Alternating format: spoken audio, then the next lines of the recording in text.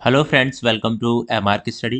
देखिए, जैसा कि मैं सीरीज चला रहा हूँ तो ये 6 वीडियो है एएलपीओ टेक्नीशियन के लिए, जो CBT 2 के लिए रहेगा। ट्रेड वाले क्वेश्चन करा रहा हूँ मैं आपको। Fitter, machinist, mechanic diesel, automobile और आरएसी, ये सारे के सारे क्वेश्चन जो रहेंगे वो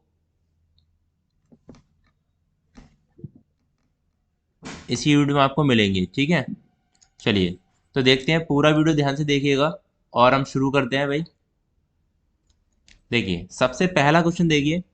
एकल प्लेट क्लच की आगुड़ प्रेशर क्षमता होती है। मैं हिंदी में कराने वाला हूँ क्योंकि इंग्लिश में आपको सबको प्रॉब्लम होती है, मैंने देखा है।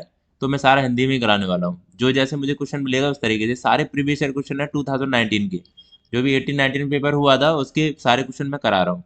अब बहुत सारे लोगों को ईजी पेपर लग रहा है, तो हाँ, ईजी आया था। जब आप पढ़ पढ़ लेते हो ना चीज़ों को, तब ईजी लगने लगता है। जो पढ़ते नहीं हो तो फिर हार्ड लगता है। सीधी बात ये होती है। ठीक है, चलिए।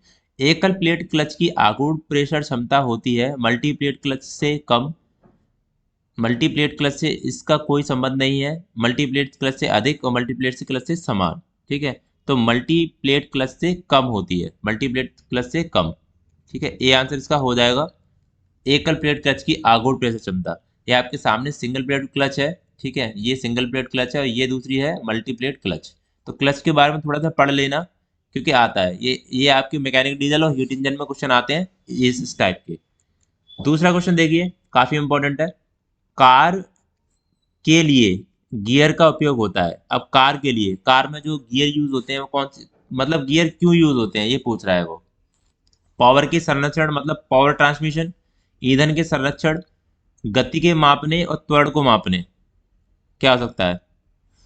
पावर का संचरण होता है। ठीक है, पावर का मतलब पावर को ट्रांसमिशन करने के लिए यूज करते हैं हम गियर का। अब देखो, बहुत सारे टाइप के गियर हैं यहाँ पे। मैं आपको एक दिखा दे रहा हूँ एक बारी, जिससे आपको पता चल जाए। ठीक है, ये ए टाइप का जो गियर है वो स्पर गियर है। ठीक है, ये पढ़ लेना आप। बी टाइप का गियर है वो रैक एंड पिनियन है। ठीक है, रैक नीचे वाला होता है, ये रैक होता है, और ये ऊपर वाला पिनियन। ठीक है, ये आपको इंटर टूथिंग गियर है। ठीक है, ये आपको वर्म गियर है, लिखा हुआ है वर्म गियर। ठीक है, ये इस तरीके से बेबल गियर है ये। तो इसको अलग अलग तरीके से डिफाइन करा जाता है। मैंने गियर की एक वीडियो बना रखी है। ठीक है, उससे आप पढ़ सकते हो। गियर बाई एमआर की स्टडी डालोगे तो आपको मिल जाएगा। और हाँ, एक और बात बता दूं भाई। सबसे पहले मैं एक बात बता दूं आपको, प्लीज सुन लेना एक बारी, रिक्वेस्ट कर रहा हूँ। मैं कोई आपको कोर्स नहीं बेच रहा। मैं आपको कोई फोर्स नहीं करता कोर्स बेचने के लिए। आपकी इच्छा है तो आप मेरे एप्लीकेशन पर जा सकते हो, पढ़ सकते हो। कोई एक 100, 150, 200 वाला कोई मैं कोर्स बेच के एक बड़ा एक अमाउंट वो नहीं कर रहा मैं। ठीक है, मैंने शुरू से ही 30-35 रुपए का ही कोर्स बेचा, जिससे आप लोगों का भला हो सके। ठीक है, मैं कोई करोड़पति इंसान नहीं बनना चाहता। ठीक है, मैं आपको सीधे बात बता दूं। और रही बात गलत काम करके, मैं कुछ भी नहीं अर्निंग करना चाहता। मैं कोई गलत काम करना ही नहीं चाहता। मैं आपको ईमानदारी से पढ़ा रहा हूँ।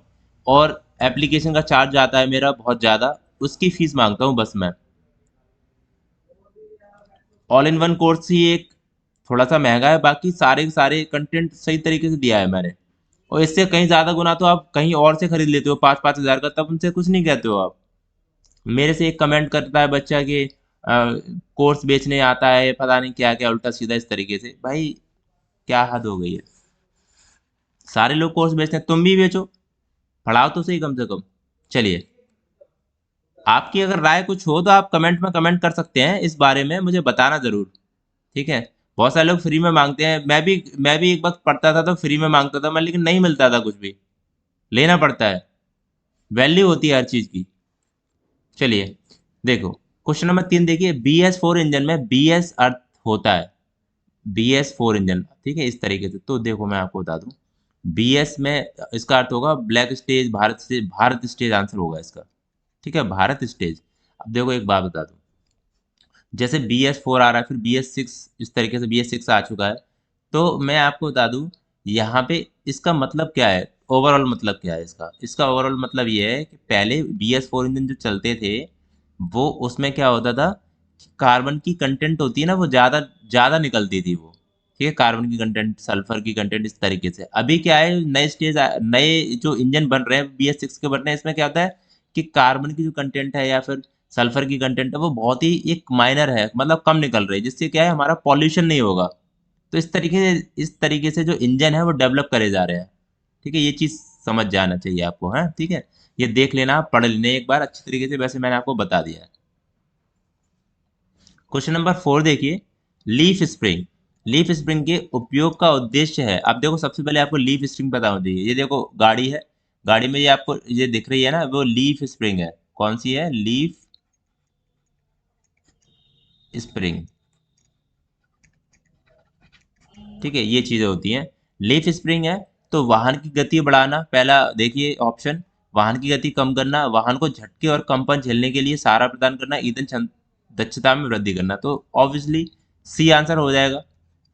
स्प्रिंग की यूज करते हैं, अब झटके लगेंगे तो ये लीफ स्प्रिंग इसको एब्जॉर्ब करेगी, ठीक है, झेलेगी। तो सी आंसर इसका हो जाएगा।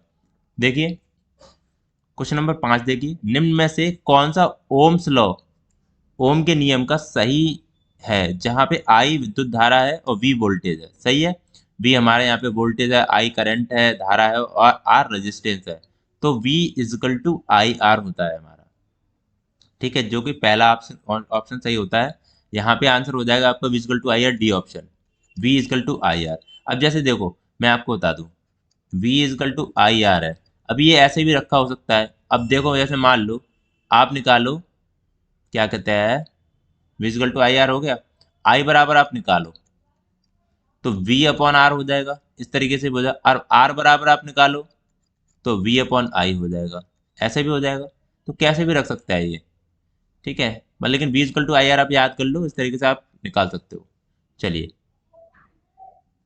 अब देखिए, इसमें कुछ क्वेश्चन देखो आपको मैकेनिकल डीजल से और हीट इंजन से मिलेंगे। ठीक है, मैं आपको मिक्स क्वेश्चन इसीलिए करा रहा हूँ जिससे आपको पेपर आसानी से कहीं से भी पूछ ले आपको अगर, तो ये सारी ब्रांचेज जो मैकेनिकल की ब्रांच है वो मैं कवर करा रहा हूँ।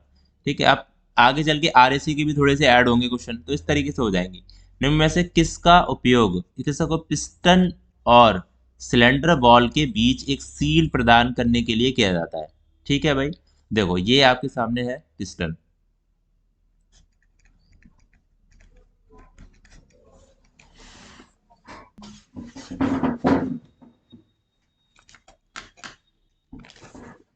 अब देखिए ये पिस्टन है, पिस्टन आपको पता चल गया सिलेंडर के अंदर होती है। ठीक है, जैसे आपकी बाइक है या फिर कोई, हर किसी में एक इंजन सिलेंडर होता है। तो और पिस्टन के साइड में आपको देखो ये दिख रही होगी, ठीक है, ये लाइन सी देखो सपोर्ट सा दिख रहा है, ये वाली ये चीज़ है, इसमें ये रिंग फंसती है। ठीक है, तो ये होती है रिंग, इसको बोलते हैं रिंग। ठीक है, तो दो होती हैं ऑयल रिंग, दो होती हैं कंप्रेसर रिंग, इस तरीके से पूछ सकता है वो। तो सील क्या प्रदान करती है? क्लच पिस्टन रिंग, मतलब सील करने के लिए क्या यूज करा जाता है? तो पिस्टन रिंग यूज करी जाती है, ये पूछ रहा है। ठीक है, ध्यान रखना। आगे देखते हैं, आर्क वेल्डिंग में इलेक्ट्रिक आर्क के बीच बनाया जाता है। आर्क वेल्डिंग, सबसे पहले हम आर्क को समझेंगे, आर्क है क्या। तो देखो आर्क जो है ना, देखो ये आपको देखो आर्क है, ये आर्क, आर्क का मतलब होता है चिंगारी, चिंगारी। ठीक है, तो चिंगारी जो होती है वह आर्क होती है। वो इलेक्ट्रोड, इलेक्ट्रोड क्या होता है, ये आपको ये दिख रहा है ना रॉड सी, इसको हम इलेक्ट्रोड बोलते हैं। जिसने वेल्डिंग पढ़ी होगी उसको पता होगा। तो किसके बीच बनाया जाता है? इलेक्ट्रोड तथा मूल सामग्री। ठीक है, बेस मेटल बोलते हैं, मूल सामग्री मतलब बेस मेटल जिसपे हम वेल्डिंग करते हैं। तो ये आंसर हो जाएगा ए आंसर। इलेक्ट्रोड तथा मूल सामग्री के बीच आर्क बनाई जाती है या आर्क जनरेट करी जाती है। ठीक है, ये चीज़ हो गई। समझ में नहीं आ रहा हो, कोई दिक्कत कोई परेशानी हो तो प्लीज़ बताना ज़रूर, क्योंकि मैं फिगर लेके इसलिए समझा रहा हूँ आपको जिससे चीज़ें क्लियर हो। तो आर्क बनाई जाती है इलेक्ट्रोड तथा मूल सामग्री के बीच। ठीक है, ये चीज़ हो गई। अब देखिए नेक्स्ट क्वेश्चन देखते हैं। क्वेश्चन नंबर 8 देखिए, एक यांत्रिक उपकरण जो घूमने वाले दो शाफ्ट को आपस में संयोजित और विलगित करता है कहलाता है। बहुत ही ज़्यादा इंपॉर्टेंट क्वेश्चन है ये, ध्यान रख लेना। देखो क्लच बोलते हैं इसको। ठीक है, देखो क्या होता है, आपने बाइक चलाई होगी, क्लच, क्लच का यूज़ पता होगा क्या होता है। जब हम क्लच दबाते हैं तभी तो गियर डालते हैं, और क्लच दबाओगे नहीं तो गियर गियर नहीं डलेगा ना, फंसेगा नहीं। तो इसका मतलब ये है कि शाफ्ट से जो घूमने वाली जो दो शाफ्ट हैं उसको आपस में संयोजित और विगलित, मतलब संयोजित मतलब जोड़ना, विगलित मतलब दूर करना उसको। तो इसका मतलब क्या होता है, जैसे क्लच दबाओगे आप तो जो उसके ऊपर भार है, जो लोड है, वो हट जाता है, उसके बाद फिर आप गियर डालते हो। ये सारी चीज़ें होती हैं, तो क्लच के बारे में पढ़ना अच्छे से, चीज़ें क्लियर होंगी। ठीक है, क्योंकि उसमें क्या होता है, चित्र लगाना, एनिमेशन दिखाना, बहुत सारी चीज़ें हो जाती हैं, तब आप समझ में आएगी, जिसको पता नहीं होगा वो। चलिए नेक्स्ट देखिए, गियर बॉक्स में स्नेहन, स्नेहन होता है लुब्रिकेशन बोलते हैं, ठीक है, इंग्लिश में लुब्रिकेशन बोलते हैं, का उपयोग किया जाता है। लुब्रिकेशन का मतलब होता है तुम्हारा, जैसे तेल तेल डालना, ग्रीस लगाना, ये सारी चीजें लुब्रिकेशन के अंदर आती है। तो ये आपके सामने जो है वो गियर बॉक्स है। ये क्या है? Gear box. ठीक है, गियर बॉक्स होता है, हर गाड़ी में होता है गियर बॉक्स। तो क्या करता है ये? लुब्रिकेशन का किया जाता है गियर बॉक्स, त्वरण को कम करने के लिए, सर्वोत्तम संचालन और आयु बढ़ाने के लिए, घर्षण को कम करना तथा शीतलन प्रदान करना, गियर को सुंदर दिखने के लिए, गियर की गति को कम करने के लिए। सबसे बेस्ट जो आंसर होगा वो बी ऑप्शन होगा। सर्वोत्तम संचालन मतलब अच्छे से चलाना, गाड़ी को चल सके, आयु बढ़ाने के लिए। ठीक है, हम घर्षण, अगर देखो एक बात बताओ, हम अगर यहाँ पे लुब्रिकेशन डालेंगे तो घर्षण कम होगा, घर्षण मतलब उसमें घिसावट कम होगी। ठीक है, तो आयु बढ़ेगी उसकी, जो भी हमारा जो गियर है या फिर कोई प्रोडक्ट है या कोई मशीन है उसकी आयु बढ़ेगी। ऐसे मान लो जिसमें अगर तुम कुछ भी नहीं डालो तो काई लग जाएगी उसमें, ठीक है, आयरन जिसको हम बोलते हैं। ठीक है, तो ये लग जाएगा, तो अब इसमें क्या करता है, तो इससे आयु बढ़ जाएगी हमारी। और शीतलन, शीतलन का मतलब होता है कूलिंग प्रदान करना, ठंडा भी रखता है। ठीक है, तो नौवां आंसर का हो जाएगा आपका बी ऑप्शन।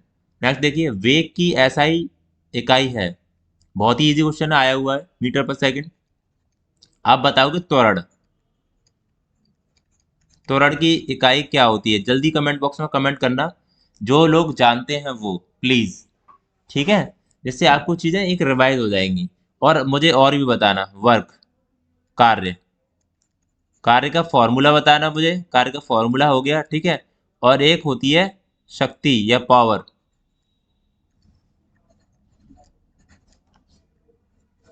पावर, ठीक है, इसका फॉर्मूला बताना। चलिए, जरूर बताना, ठीक है। यदि बोल्ट का आकार M30 है तो इसका अर्थ क्या होगा? बहुत ही अच्छा क्वेश्चन है।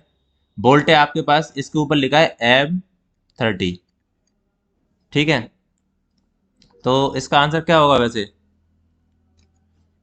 देखो, M30 का मतलब हो जाएगा तुम्हारा मीट्रिक थ्रेड, ठीक है, मीट्रिक थ्रेड, और व्यास हो जाएगा 30 mm। ठीक है, मीट्रिक थ्रेड बोलते हैं।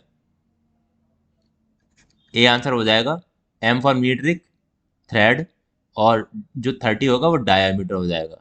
ठीक है, 30 mm का डायामीटर, डायामीटर आप जानते हो व्यास बोलते हैं। जैसे मान लो ये बोल्ट है आपका, ये यहाँ पे इस तरीके से इसको नापेंगे इस तरीके से, तो ये व्यास हो जाएगा, व्यास या फिर डायामीटर। ठीक है, चलिए, और इसकी लेंथ जो हो जाएगी वो यहाँ से लेके यहाँ तक लेंथ। चलिए नेक्स्ट देखते हैं, समझ में आ रही होंगी चीजें। सिंक्रोनाइजर एक प्रकार का क्लच है, ठीक है, जो कारों को माइलेज मापता है, कार की गति मापता है, गलत हो गए दोनों। विभिन्न गतियों को सिंक्रोनाइज करने के लिए घटकों का घूमने दें, सही है, यही आंसर होगा। कुछ कुछ आंसर क्या होते हैं, मैचिंग करते हैं, सिंक्रोनाइज की बात कर दी इसमें, तो इस तरीके से मैचिंग करते हैं, तो वो लगा देते हैं हम लोग। चार पहिए वाहनों में कितनी धुरी होती है? बहुत ही अच्छा क्वेश्चन है और बहुत ही इजी क्वेश्चन है। धुरी का मतलब देखो क्या हो गया, मैं आपको बता दूं। चार पहिए वाहन है, ठीक है, धुरी होती है मतलब शाफ्ट बोलेंगे इसको, शाफ्ट भी बोल सकते हैं। ठीक है, जैसे मान लो ये गाड़ी है, आपने देखा होगा यहाँ पे लंबी लंबी रॉड सी होती है, इस जगह पे, इस जगह पे रॉड होती है, इस टायर के दो बीच में, दो टायर इनके बीच में होगी, यहाँ पे भी होगी इस जगह पे।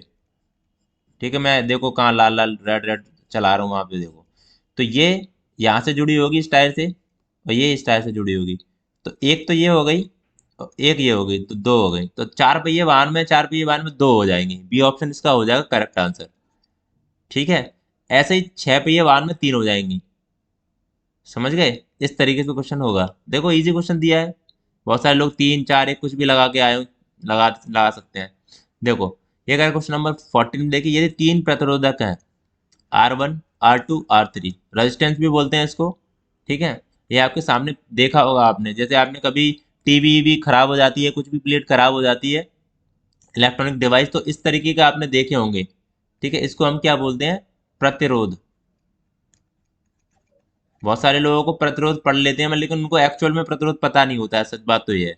और ये जो आपको दिख रहा है ना, ये एक रेड कलर, ब्लैक कलर, थोड़ा सा डार्क, ये कलर कोड होते हैं। तो जब ये पढ़ोगे ना चीज़ों को तब चीज़ें पता चलती हैं, लेकिन आप इलेक्ट्रिकल के नहीं हो, आपको सिर्फ प्रतिरोध पढ़ना है और श्रेणी क्रम में, और क्या कहते हैं, पैरेलल क्रम में, ठीक है। इस तरीके से पढ़ेगा। ये आपका फिगर हो गया, ठीक है। ये रेजिस्टेंस का फिगर हो गया, इस तरीके से डिनोट करते हैं। तो यहाँ पे देखो, तीन प्रतिरोध कितने में, श्रेणी क्रम में, ठीक है। मैंने क्या किया, जैसे मान लो एक ये पॉइंट बना लिया और ऐसे करके एक ये हो गया, फिर दूसरा, ठीक है, और तीसरा ये पॉइंट बना लिया। ये ए पॉइंट है, ये बी पॉइंट है। तो अब यहाँ पे प्रतिरोध मतलब R1 ये हो गया, R2 ये हो गया, R3 ये हो गया, ठीक है, R3। तो अगर श्रेणी क्रम में होंगे ना, श्रेणी क्रम में, श्रेणी क्रम, दो क्रम पूछे जाते हैं, एक श्रेणी क्रम पूछा जाता है, एक पूछा जाता है पैरेलल बोलते हैं उसको, समांतर क्रम, ठीक है। तो श्रेणी क्रम में पता है क्या हो जाता है, टोटल आर बराबर होता है R1 plus R2 plus R3, ऐसे करके जुड़ते जाते हैं आगे आगे तक। तो आंसर क्या हो जाएगा हमारा, ये हो जाएगा D option, R1 plus R2 plus R3, ठीक है, ये हो जाएगा। और नेक्स्ट वीडियो में पैरेलल वाला बता दूंगा, वैसे इजी है, कोई दिक्कत नहीं है। उसमें 1/R=1/R1 plus 1/R2 plus 1/R3 ऐसे कर देंगे, ठीक है, इस तरीके से करेंगे, वो होगा समांतर क्रम। तो यहाँ पे देखिए, क्वेश्चन नंबर 15 देखिए, फॉर्जिंग की क्रिया में, फॉर्जिंग का मतलब क्या होगा यहाँ पे, फॉर्जिंग का मतलब जैसे मान लो कि किसी भी प्रोडक्ट को, किसी भी मटेरियल को गर्म करना, फिर उसको पीटना, इसका मतलब फॉर्जिंग होता है, ठीक है। अब जैसे देखो, ये क्या कर रहा है, फॉर्जिंग होगी, ये फॉर्जिंग, हिंदी में लिख रहा हूँ, फॉर्जिंग। एक्चुअली मैंने हिंदी में ना कम पढ़ाया है, तो इसलिए दिक्कत होती है थोड़ी सी, क्योंकि आप लोगों को हिंदी में ही ज़रूरत है। फॉर्जिंग की क्रिया में वर्कपीस पर चुंबकीय बल आरोपित किया जाता है, गलत। वर्कपीस पर कोई बल आरोपित नहीं किया जाता, ये भी गलत है। वर्कपीस पर संपीड़न बल आरोपित किया जाता है, देखते हैं। वर्कपीस पर टेंसाइल फोर्स आरोपित किया जाता है। क्या आंसर रहेगा आपके हिसाब से, तो संपीड़ित बल, ठीक है, ये ध्यान रखना। बी, यहाँ पे बी ऑप्शन सही हो जाएगा, संपीड़ित बल। संपीड़ित बल का मतलब हो गया कंप्रेशन लोड, ठीक है, इसके ऊपर झटके मारेगा ये, मतलब इसके इसके ऊपर जो गर्म करके, या गर्म रॉड है, ये क्या है, गर्म रॉड, भट्टी से निकली हुई रॉड है, उस पर हथौड़ा मार रहा है ये, तब जाके ये पिचकेगी, मतलब क्या होगी, मैलेबल होगी, ठीक है, इस तरीके से प्रॉपर्टी हो जाएगी। क्वेश्चन नंबर 16 देखिए, टू स्ट्रोक इंजन में एक पावर स्ट्रोक के दौरान क्रैंकशाफ्ट कितने चक्कर घूमती है। बहुत अच्छा क्वेश्चन है भाई, इसमें मैंने फिगर नहीं लगाया, मैं लेकिन एक बात सुनो, समझना धीरे धीरे करके, ठीक है। देखो, टू स्ट्रोक इंजन है, मैं इसको सीधे लिखा दे रहा हूँ, टू स्ट्रोक, ठीक है, और ये हो गया four stroke. Two stroke engine होते हैं, जैसे मान लो तुम्हारे बाइक में यूज होते हैं, बाइक हो गई, स्कूटी हो गई, इस तरीके से, मतलब टू स्ट्रोक इंजन होते हैं उसको, ठीक है। उसमें एक रिवॉल्यूशन होता है क्रैंक शाफ्ट का, ठीक है। मैं आपको कैसे समझाऊं, चलो फिगर ही बना दे रहा हूँ, जिससे आपको चीज़ें क्लियर हो जाएंगी।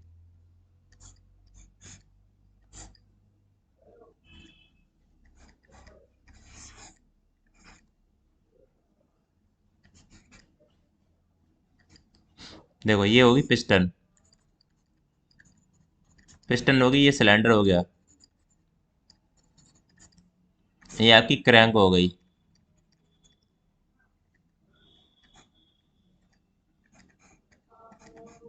ठीक है, इस तरीके से क्रैंक हो गई।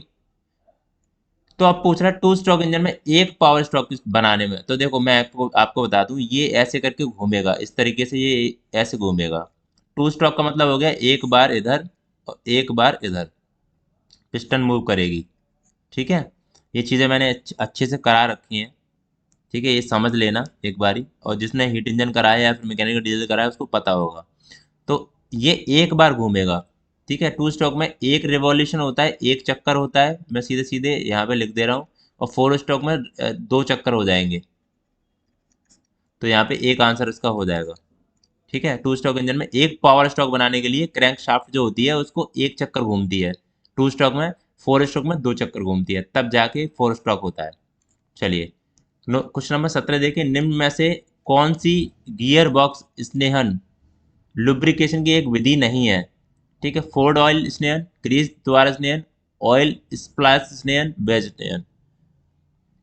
तो वेज स्नेहन है वो नहीं होगा। बाकी फोर्ड फोर्ड ऑयल स्नेहन, ग्रीस दोबारा स्नेहन और ऑयल स्प्लैश स्नेहन, ये सारी एक लुब्रिकेशन की विधि है।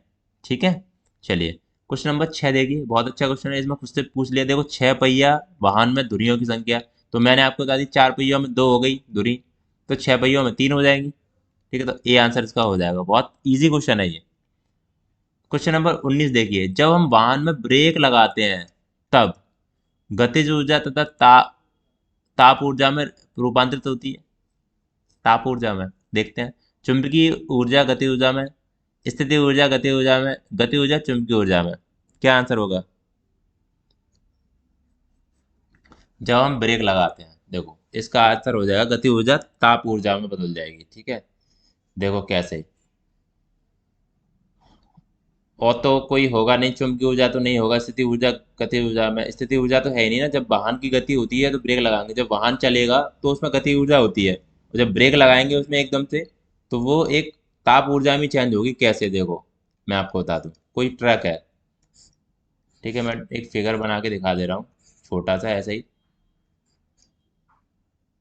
ठीक है, ये ट्रक है कोई, ये चल रहा है, और एकदम से ब्रेक लगाओगे तो ब्रेक लगाने पे क्या होगा, सारे फंक्शन एकदम से रुकेंगे, तो हीट जनरेशन होगी उसमें। समझना, मैं डीप कॉन्सेप्ट बता रहा हूँ।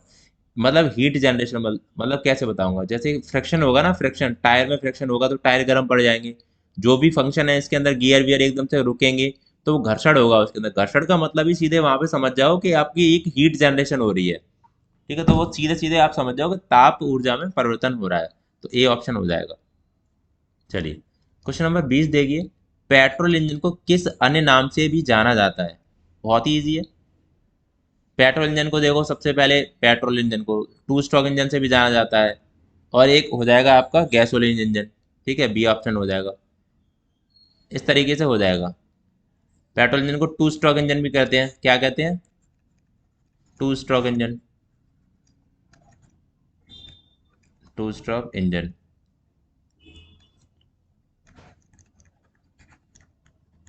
ठीक है, एक तो टू स्ट्रोक इंजन हो गया, दूसरा गैसोलीन इंजन हो गया जो मैंने करा दिया है। और क्या कह सकते हैं, ये कांस्टेंट वॉल्यूम पे वर्क करता है, इस तरीके से बता सकते हो आप। ठीक है, टू स्ट्रोक पेट्रोल इंजन, जब टू स्ट्रोक इंजन हो गए तो पेट्रोल इंजन में जो क्रैंक रिवॉल्यूशन होगा वो एक होगा। इस तरीके से थोड़ा दिमाग लगा के क्वेश्चन बनाते हैं। तो ये चीज़ें होती हैं, ये सारे मैंने।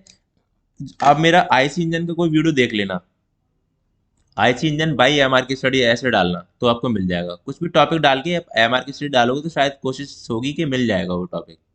ठीक है, बाकी ये सारी जो पीडीएफ हैं मैं आपको दे दूंगा। बाकी देखो क्वेश्चन नंबर 21 देखिए, 50 फ़ारेनहाइट मतलब 50 फ़ारेनहाइट से किसके बराबर होगा? तो आपको ये आंसर बताना है। मैंने आपको शायद पहला या दूसरा वीडियो बताया था, उसमें बताया था आपको कैसे सॉल्व करना है इसको। तो मैं एक बार ये फॉर्मूला लिख दे रहा हूँ जिससे आपको कोई दिक्कत नहीं होगी। C/5 equal to F minus 32/9 equal to K minus 273/5।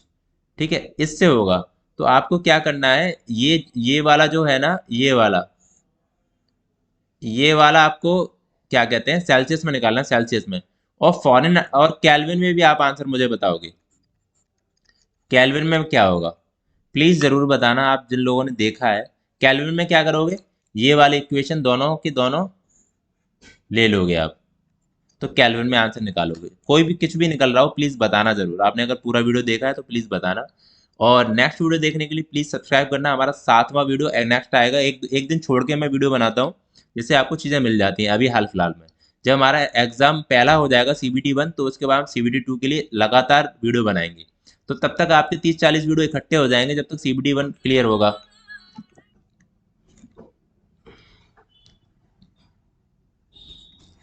तो नेक्स्ट वीडियो देखने के लिए आप मेरे चैनल को प्लीज़ सब्सक्राइब कर सकते हैं।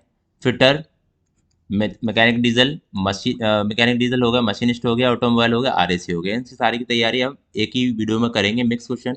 बाकी मेरा टेलीग्राम ज्वाइन कर सकते हो, उस पर कुछ पीडीएफ मैं पीडीएफ कुछ नोट्स हैं वो अपडेट अपडेट करता रहूँगा, और क्लासेस भी अपडेट करता रहूँगा, जिससे आपको एक कंटिन्यू वे में चीज़ें मिलती रहेंगी। ठीक है, और मेरा एप्लीकेशन है वहाँ से आप जैसे अगर आप डिप्लोमा के स्टूडेंट हो, ठीक है, तो आप क्या कर सकते हो, आप मेरा एक ऑल इन वन कोर्स है, ठीक है, एज यू विश, मैं आपको फोर्स नहीं करूंगा, बस सिर्फ बता रहा हूँ, ऑल इन वन, ठीक है। एक बार देखना जरूर डाउनलोड करके, जिससे आपको चीज़ें पता चलेंगी कि है क्या उसमें। ऑल इन वन कोर्स है, पीडीएफ कोर्स है, कुछ वीडियोज़ हैं इंपॉर्टेंट जो डिप्लोमा के स्टूडेंट हैं, ठीक है, जो जेई की तैयारी करना चाहते हैं, पीएसयू की तैयारी करना चाहते हैं, उनके लिए सारे नोट्स हैं उसके अंदर, ठीक है। ऑल इन वन ये हो गया। बाकी मैंने कुछ बुक्स भी अपडेट कर रखी हैं अलग अलग, जैसे फिटर की बुक्स है या फिर आपकी मैकेनिकल डीजल की बुक है, तो आप एक बार देख लेना। एप्लीकेशन डाउनलोड, एप्लीकेशन कहाँ से मिलेगा, आप गूगल प्ले स्टोर पर जाइए, वहाँ पे आपको मिल जाएगा।